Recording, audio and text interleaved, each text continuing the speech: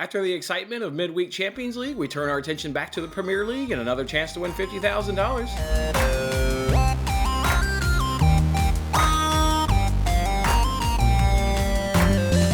Hey, what's going on, guys? It's Jason Mattis, of course, with Winning Bets, hanging out with you guys on this episode where we're going to talk Premier League and the NBC Sports Predictor app where we can win $50,000. That's right, guys. It's back again.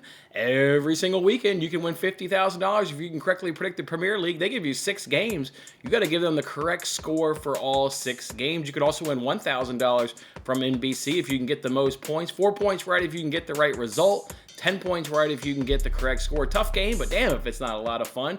And all season long, I also give away $25 each and every single week to the winner of the Winning Bets League. All you need to do is grab the, get the league, or join the league, and compete against your fellow Winning Bet supporters. Have the most points at the end of the match week, and you can take home my $25. If you need that league information, you can go ahead and get it from this video description. Let's take a look and see who won last week.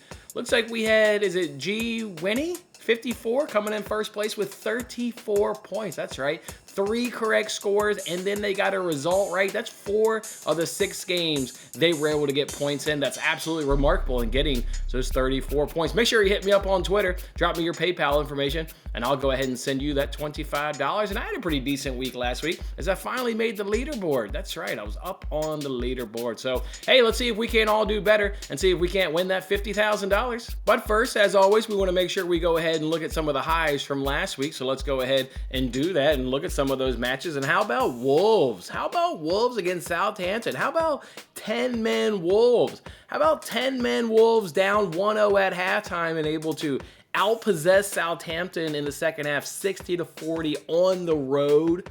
On the road, down a man, outpossessing, getting 8-9 shots in that second half, getting 2 goals, and battling back for the 2-1 win. What a remarkable result right there by the Wolves, and that one got Curtis Jones sacked. Yeah, Southampton's now going to be on their 3rd manager. Maybe reports they're going to try and bring in Jesse Marsch, but whoever they end up settling on, they'll be their 3rd manager of this campaign. Southampton, boy, they are full-on struggling. Leicester, they were able to knock off Tottenham 4-1. Just see it with this Tottenham team, just inconsistent. You don't know what you're going to get. Looks like Leicester's been playing a little bit better as of late. They get the job done at the King Power Stadium, winning 4-1. Fulham, they knock off Forest 2-0 at home. Just a typical, kind of easy to predict, right? It's Forest away, so you know they're not going to put up much of a fight. They're not going to be that great. This is not the same Forest team that you get at home. So them losing 2-0 on the road is no surprising. What about Arsenal, Brentford? Yeah, the Premier League's come out and issued an apology to Arsenal, issued an apology to Brighton. 2 teams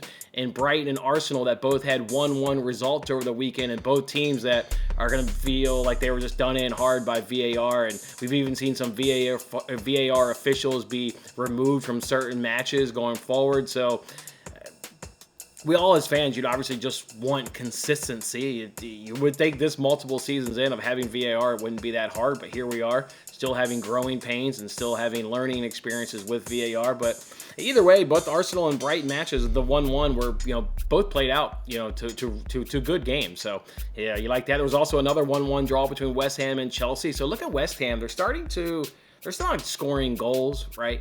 They're not filling up the stat sheet. They're not getting 3 points on a regular basis. But what they are doing is, though, they're getting some amount of points each and every single week, and they're playing better, able to get Chelsea to a 1-1. Man City, they go ahead and get a win over the weekend against Aston Villa, 3-1. Just City kind of doing what they're doing, and they've had an uptick in performance. They've getting better results. Remember, what was it? They got that 1-1 draw against Everton. They lose against Tottenham in one of those 2 games. Overall, though, the performances, really since that Southampton game when they got eliminated in the EFL Cup game, have just been improving. They get the nice 3-1 win. Man United over Leeds 2-0. We talked about that one because it was on the app, and I was on Manchester United to get the win. I thought that midweek performance where it was 2-2 was a little bit hard on Man United, just given the nature and how they conceded those 2 goals to Leeds. So they bounce right back and get a 2-0 win against Leeds. And the Monday night fixture, Liverpool taking on Everton.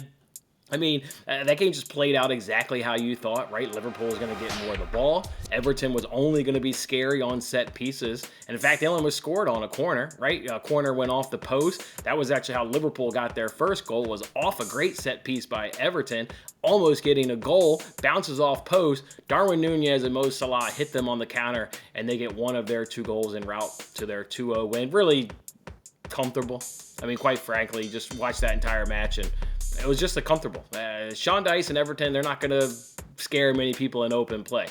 Set pieces, you better be damn scared. But in open play, there's not going to pose that much of a threat. So good win there by Liverpool. And then obviously the midweek game was the big title race between Arsenal taking on Manchester City at the Emirates, and City getting the big win, which Arsenal fans will feel a little down, I think, after that game, and probably rightfully so. First half, you were the better team.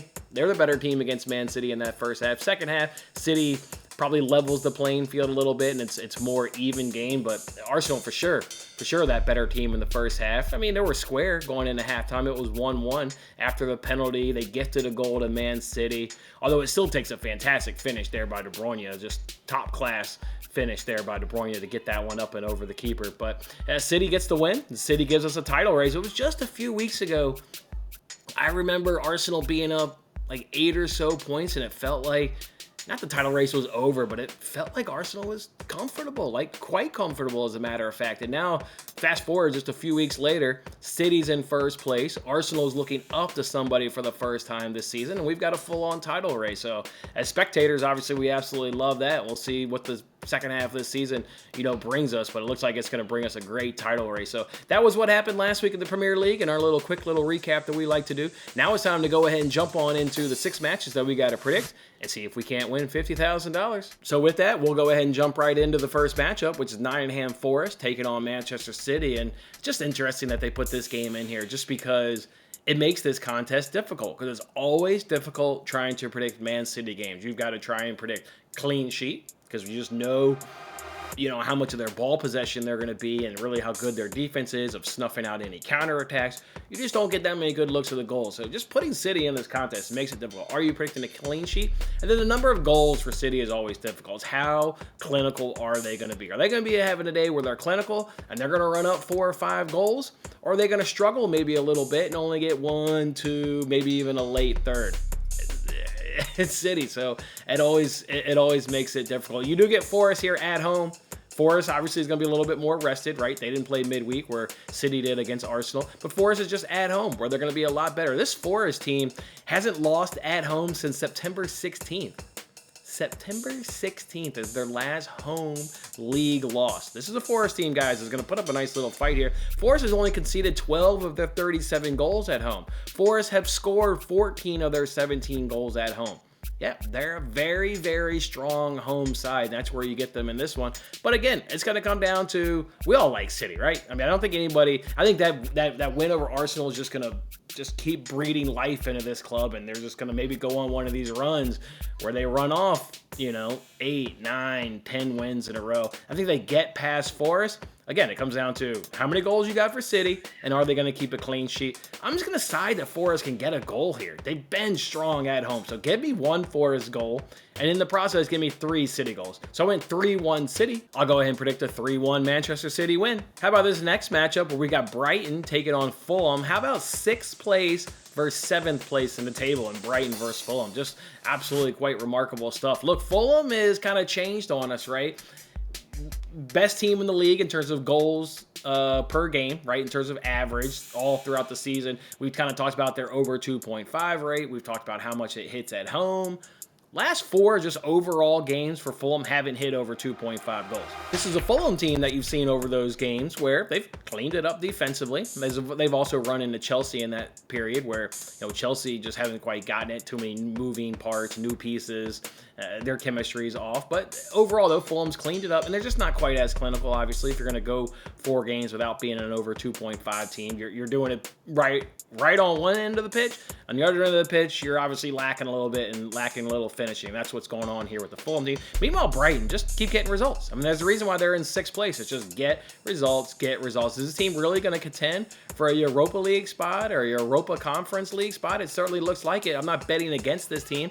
I'm definitely not going to bet against them at the Amex Stadium. They're going to get some amount of points here. Do they get 1? Do they get 3? I'm not quite sure, but Brighton is by far the better team. They're just each and every single week, they're bringing it. It doesn't matter who the hell they're playing. This feels like this game is going to be good for goals, right? Fulham has been a good over 2.5 team, generally speaking, much of the season. Brighton is always good for goals. So I like goals in this one. I think this one does go over 2.5, even though, again, Fulham maybe hasn't in their last 4. This one feels like it's going to have goals, and I still like Brighton as the better team. So I went 2-1.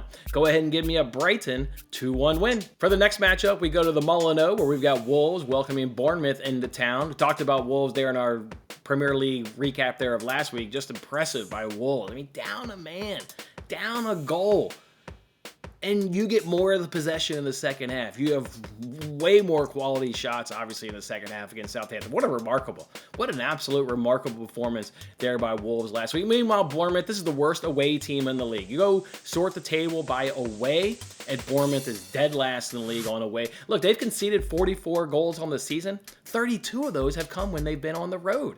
An atrocious and away team. And I know, Wolves is not this high-flying offensive team, that maybe can truly expose a Bournemouth team that struggles on the road and concedes 32 goals so far on the season. But when you're that bad on the road, Wolves is going to be good enough here at home. And to go along with that poor defense there for Bournemouth, they've also got a really bad offense. Remember, this team has taken the least amount of shots in the Premier League. I'm talking about just shots just taken. On target, blocked, I don't care where they go. Just take a shot. Bournemouth has taken significantly the least amount of shots in the league. So leaky on defense, not pulling the trigger on the offensive side. A Wolves team that comes in confidence, right? Beat Liverpool. Great performance there against Southampton. Wolves have had the better end of this head-to-head. The last 5 head-to-heads have seen 2 draws and 3 Wolves win. So, of course, I'm going to go ahead and side with the Wolves here. It's at home. It's at the Molyneux. And I think they can get it done via the clean sheet. So I went Wolves 2-0. Give me a Wolves 2-0 win. Next matchup ought to be awfully fascinating, I would say. It's Newcastle taking on Liverpool. A Newcastle team that only has 1 loss on the season. I mean, they got a lot of draws, which is why they're not in first place, but I'm talking losses. 1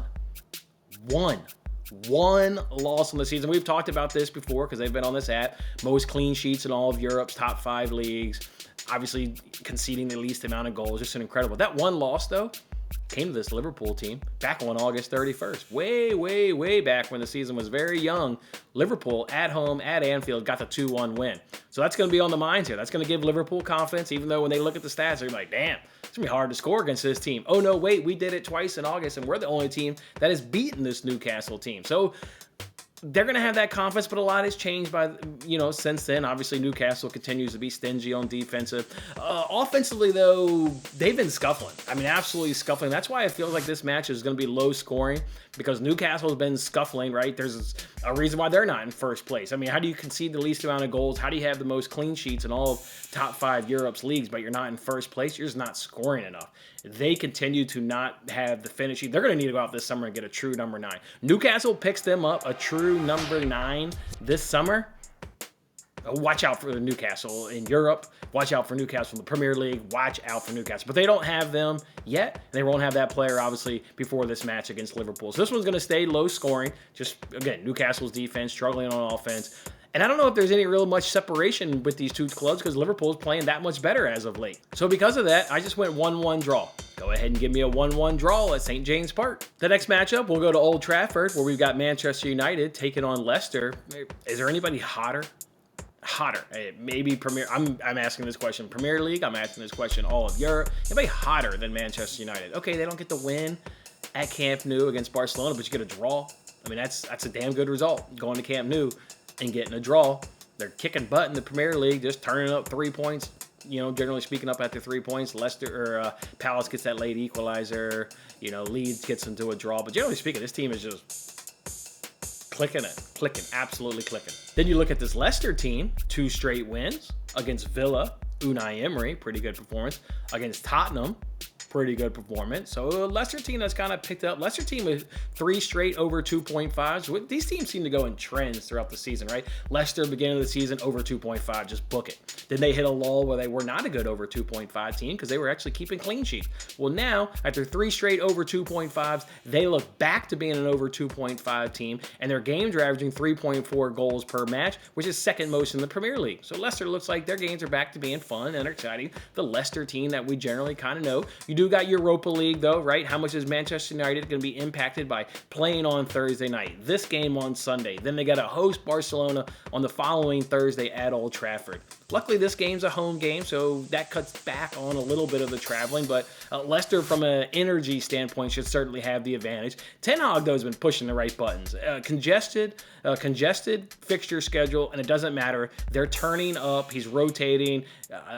Guys like playing when you're just winning, even if you're drawing, but you're in competitions. They're the only team that's in 4 competitions. I mean, remind you, they're the only team in Europe in 4 competitions. So when you just got that much going, even though the games are coming, everybody feels good. Everybody wants to get after it and play every single game. So this one's going to be goals. This one's going to have goals, fellas. This one will absolutely have goals. I actually think because maybe United is involved in Europa League and a lot of Thursday matches there against a big boy team, obviously, in Barcelona, that's going to give it a little bit of an edge there to Leicester. So because of that, I think this one's going to be a draw, but there will be goals. So I went 2-2 draw. Manchester United, Leicester, 2-2 draw. The last matchup we got to try and predict is Tottenham taking on West Ham. And this is a West Ham team that, simply put, has gotten better. I've been kind of waiting all season long for the bottom to fall out and David Moyes to get sacked. But whenever they are looking like they're about to hit the low, David Moyes seems to get a result and kind of ease that pressure, and obviously he remains in charge, and then they may go through some little ups and downs. Well, they're in a little bit of an up right now, 3 straight results, and in those matches, they've gotten results against Newcastle and Chelsea. So we're not talking about you're having a good period against bottom feeders in the Premier League. Chelsea may be,